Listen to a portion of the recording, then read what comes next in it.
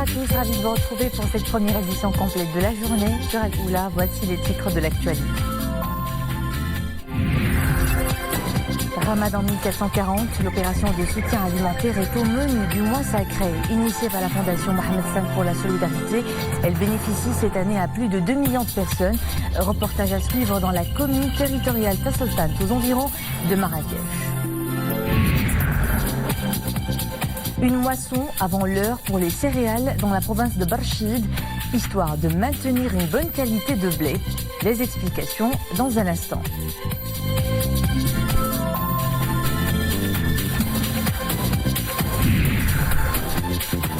Ressani, nouvelle escale de notre série consacrée aux constructions en Pisé. On vous emmène au palais El Feda dans la région de Kafilet, une prestigieuse demeure doublée d'une œuvre qui offre à ses visiteurs un beau voyage dans le temps et une immersion dans les dédales de l'urbanisme traditionnel d'époque. L'opération nationale de soutien alimentaire Ramadan 1440 se poursuit partout dans le royaume. Une opération initiée par la Fondation Mohamed V pour la solidarité est lancée depuis tout juste 2 jours par Sa Majesté le Roi Mohamed VI. Cette année, cette action solidaire prête assistance à plus de 2,5 millions de personnes, les plus démunies. Reportage dans la commune territoriale Tasseltant, non loin de Marrakech. Mohamed Aitlishkar. Le lieu est symbolique. La maison de l'étudiante à Tasseltant, à une douzaine de kilomètres de Marrakech. Dans chaque kit alimentaire, diverses denrées de première nécessité, d'un poids total dépassant les 12 kg. Sucre, huile, thé, farine de première qualité, lentilles, tomates en conserve et pâtes alimentaires. Une aide alimentaire au profit des personnes nécessiteuses, en particulier les femmes veuves ou divorcées, les personnes âgées et celles en situation de handicap. C'est une bonne initiative. Louable, que Dieu protège Sa Majesté le Roi. La population cible de cette opération nationale Ramadan 1440, initiée par la Fondation Mohamed V pour la solidarité, avait été préalablement identifiée et recensée. Les bénéficiaires sont recensés dans des listes actualisées par la commission provinciale qui veille au bon déroulement de l'opération. L'opération Ramadan 1440 cible les catégories sociales les plus vulnérables. Elle couvre aussi bien les zones urbaines que rurales. Pour la préfecture de Marrakech, zones urbaines et rurales confondues, le nombre des bénéficiaires s'élève à 6 900. 6 900 bénéficiaires, dont plus de 80% en zone rurale, soit 5 600 personnes. Les couleurs du ciel maintenant, prenez vos précautions. Une vague de chaleur est annoncée pour demain à Aousserd et Ouad Dahab avec des pics de température de 42 à 45 degrés. Et pour dimanche dans les provinces de Bojdour, Laayoune et Smara avec des valeurs de 42 à 44 degrés. Dans les zones de l'intérieur du royaume, la vague de chaleur est prévue pour dimanche et lundi où on s'attend à des valeurs de 38 à 42 degrés. Enfin, les températures seront assez élevées, 34 à 37 également dimanche et lundi sur les régions côtières de l'Atlantique, de Tarfaya à Rabat. De fortes chaleurs qui risquent d'impacter davantage les cultures, notamment les céréales, déjà impactées par le déficit pluviométrique. Exemple à Barchid où la moisson a déjà démarré, une opération entamée légèrement avant l'heure car jugée nécessaire par les agriculteurs pour retourner la terre et la préparer. Il s'agit surtout de maintenir une bonne qualité de blé. Les explications avec Bouchaïb Ammari, Ahmed Hamri, Mounia Marouche. Dans ces champs de blé, les moissonneuses-batteuses ont déjà entrepris leur balai estival dans la commune de Barchid. Cette année, la moisson commence de façon précoce et c'est une première pour Mohamed qui s'apprête à récolter en ce moment le fruit de son travail. Moissonner en cette période, c'est vraiment exceptionnel, mais comme le blé est prêt à être récolté et la qualité est là, on tient à cette moisson précoce. Cette année, pour 1,5 hectare, la production a été de 15 sacs de blé et 78 bottes de foin. La production est globalement satisfaisante. Si les agriculteurs sont satisfaits de leur moisson, ce n'est pas le cas pour les ouvriers agricoles, notamment les conducteurs des moissonneuses-batteuses. Le prix de location des engins ne répond pas à leurs attentes. Concernant le coût de location, il est de 250 dirhams l'hectare au lieu de 300 à 350 l'an dernier. C'est un peu démotivant pour nous. Cette année, la production céréalière pourrait atteindre 60 millions de quintaux, enregistrant ainsi une légère baisse par rapport à l'année dernière. Notre coup d'œil de l'actualité internationale, nous notamment par le dossier libyen. Ce vendredi, le Conseil de sécurité discute à huis clos de la situation humanitaire après plus d'un mois d'offensive militaire infructueuse des troupes rebelles du maréchal Khalifa Haftar pour s'emparer du contrôle de Tripoli. Mais au Conseil de sécurité, les Occidentaux sont divisés sur ce qu'il convient de faire pour la Libye. Une proposition de résolution britannique demande un cessez-le-feu, n'ayant toujours pas, à ce jour, le soutien des États-Unis, soutien du maréchal Haftar.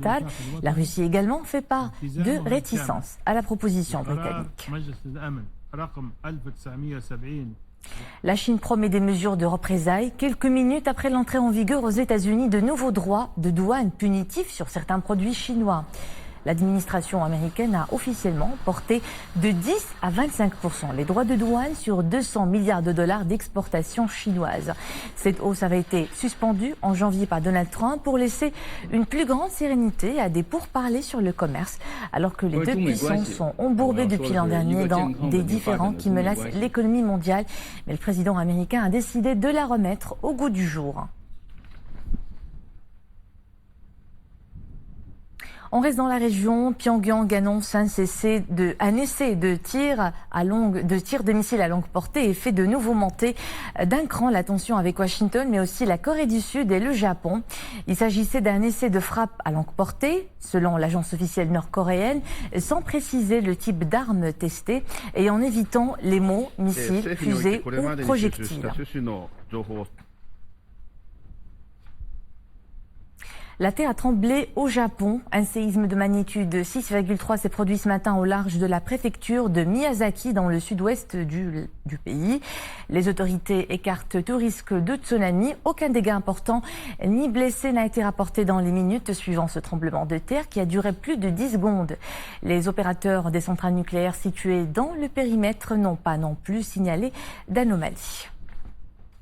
C'est une maladie souvent embarrassante, la perte de la commande des urines ou ce qu'on appelle l'incontinence urinaire. Pour le traitement de cette pathologie, une équipe expérimentée d'urologie du CHU Mohamed VI d'Oujda a réussi à réaliser une intervention chirurgicale au niveau du périnée chez un patient de 65 ans et qui se porte déjà très bien. Rachid Lassabi et Zakaria Mouqimbillah. Ces chirurgiens urologues s'apprêtent à effectuer une intervention au profit d'un patient souffrant d'incontinence urinaire. Objectif, implanter un sphincter urinaire artificiel chez ce patient, qui lui permettra de contenir l'urine. Le diagnostic de cette affection passe par la réalisation de plusieurs explorations fonctionnelles urodynamiques au service d'urologie.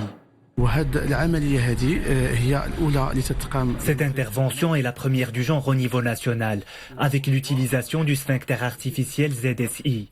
Cet appareil développé permet aux patients de contrôler l'action d'uriner d'une façon volontaire et efficace. L'intervention chirurgicale a duré 1h30 et a été couronnée de succès. Après quelques jours de convalescence, Abdelhafid se remet progressivement et son état de santé s'améliore.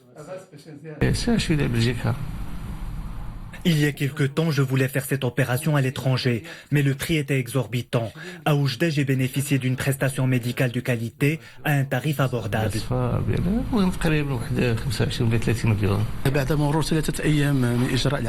Après 3 jours de l'intervention, le patient est en bonne santé. Le sphincter artificiel sera fonctionnel dans quelques semaines. Il permettra au patient de contrôler l'action d'uriner. Avec cette intervention chirurgicale, le centre hospitalier Mohamed VI d'Oujda réalise un exploit au niveau national et contribue à développer l'offre de soins dans la région de l'Oriental. On retrouve à présent notre série consacrée à un patrimoine architectural par excellence, les bâtisses construites en pisé. Alors aujourd'hui, nous nous intéressons au Palais El Feda dans la province de Tafilalt, plus précisément à Ressani. Une prestigieuse demeure qui témoigne d'une vie de faste, un chef-d'œuvre éclatant qui remet au goût du jour une réelle fascination pour ce mode de construction économe et surtout ami de l'environnement. Abdelali Ayed, Mohamed Ouabi, Nisra El Hamdawi nous y emmènent.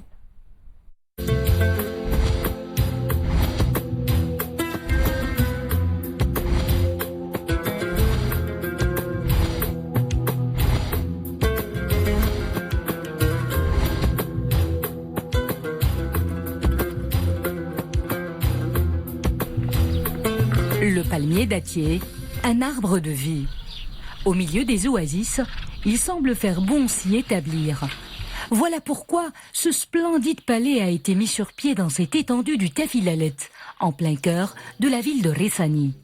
On l'appelle le palais El Feda. La résidence a un cachet sultanien.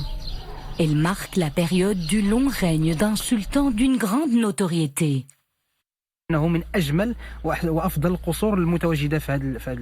Le palais El Feda est l'un des plus beaux et prestigieux palais de la région, au regard de sa valeur historique, puisqu'il date de la période du règne du sultan Moulay Ismail ou celle de Abderrahman ibn Hisham.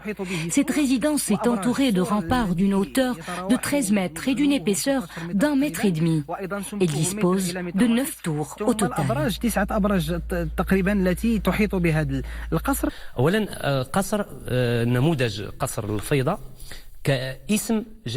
Le nom du palais El Feda signifie les crues.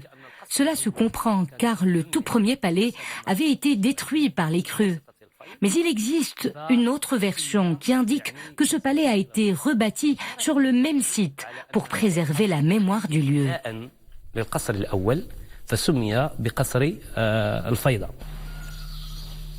Chaque coin ou recoin de ce palais renvoie au prestige entourant le sultan et sa famille.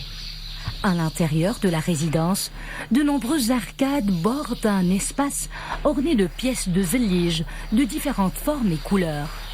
Quant au plâtre, il vient donner une touche finale à ce beau tableau, avec une décoration purement traditionnelle. Le palais se distingue par son prolongement aux autres espaces. Ces couloirs vous conduisent aisément vers les extérieurs, vers la vie. Et cela est important pour les femmes résidant dans ce palais.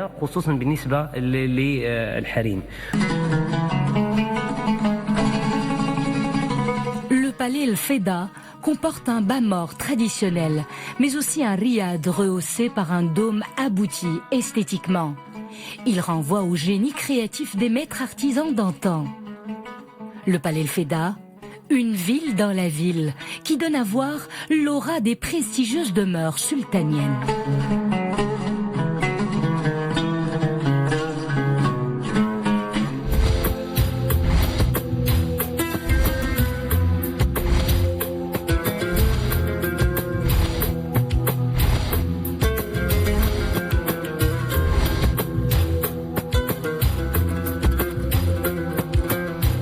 Et c'est ici que nous nous quittons. Merci de rester avec nous. Tout de suite, l'édition hispanophone en compagnie de Zobaïd El Fathi. Bel après-midi à vous tous. À demain.